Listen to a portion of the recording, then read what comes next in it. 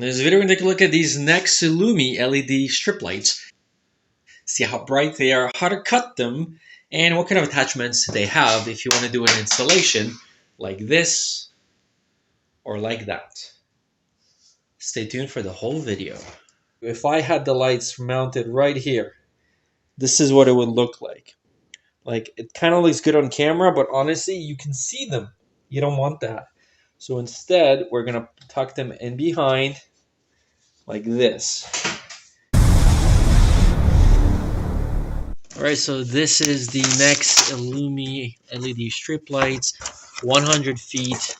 This is what they look like out of the box. So they are waterproof. You get 100 feet, 3 rolls of 34 feet. I'm going to show you what it looks like when it's installed. So right now, these are on a setting on the smartphone. We've put it here in this bathroom. Actually, we're also running it behind that mirror. So this one string is connected underneath. I don't know if you guys can see. There it is. We got 3 of them beside each other. And then that's going in behind here. And then we have one in here. So this will be another niche. And then this is what it looks like with the mirror in behind. It also comes with a remote control. The remote is right here. It's built into the tile. So let's try it off, on. Try blue, green, very bright. These are probably the brightest lights that I've had, so that's why I decided to use them. See, this is the dimness level, and then that's the brightness level. It's got music control as well. Can you hear me? Hello? Hello? You can also just have a music playing from your smartphone, and then that will basically make it work. So this adapter is provided to you. It's got a built-in microphone. It's connected to this big transformer. So the bigger the transformer, the brighter the light. So you do not want to use anything else outside of this one. This is a app-controlled device as well. So this is the QR code. You basically install the app, scan this, and it syncs with the lights. Very cool. You can control the speed. You've got a mode demo. So if we press this, you can see that it's kind of circling through all the colors. Now we have hooked up the lights behind the mirror to the exact same one as well, right? So that's kind of neat. They provided you with 3 rows, 33 feet each, so you get 100 feet of waterproof. Now waterproof is a little different than non-waterproof. You can see there's this like membrane on top of the LED. The LED lights here are pretty close together, and they create a pretty nice fall off. Whereas some of the cheaper kind, you're going to note that the LEDs are spaced a little further apart. As you can see the difference, right? These guys are way brighter, way closer together, and then the LED seems to be bigger as well.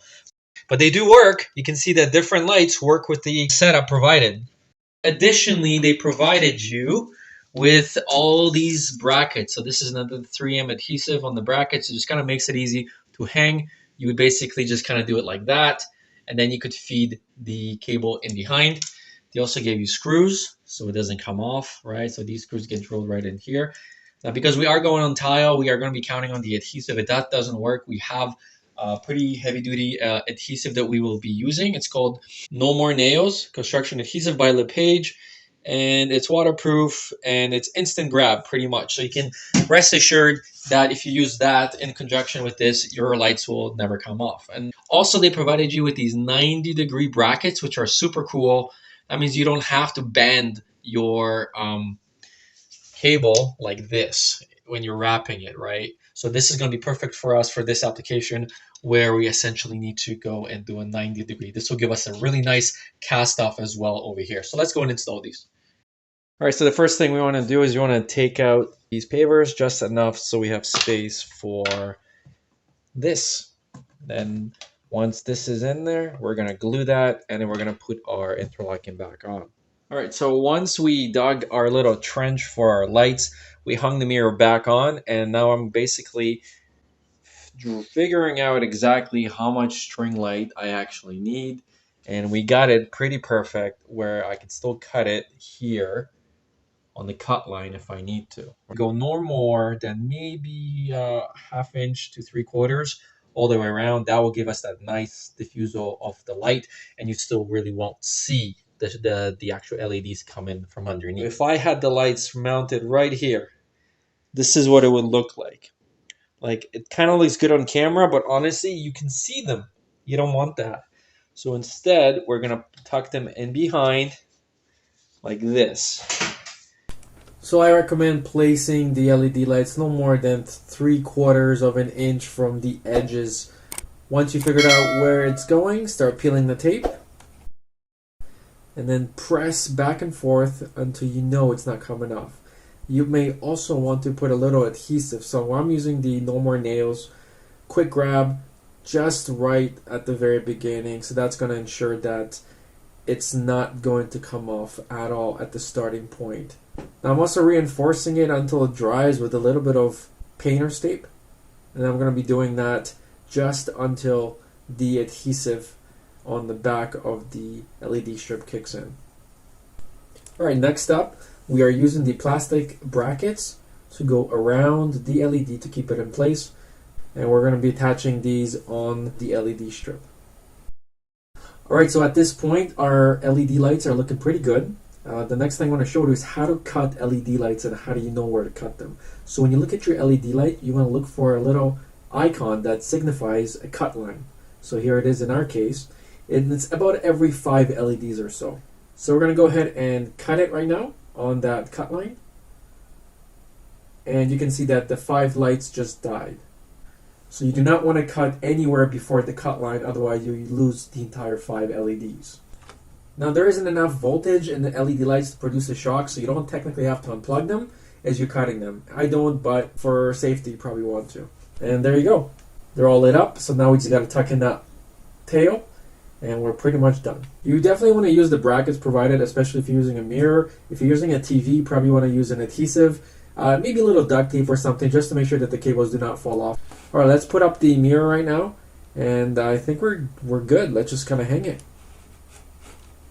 All right, so I hung the mirror. The next step is to glue the mosaic behind it, and as you can see, I've already started it.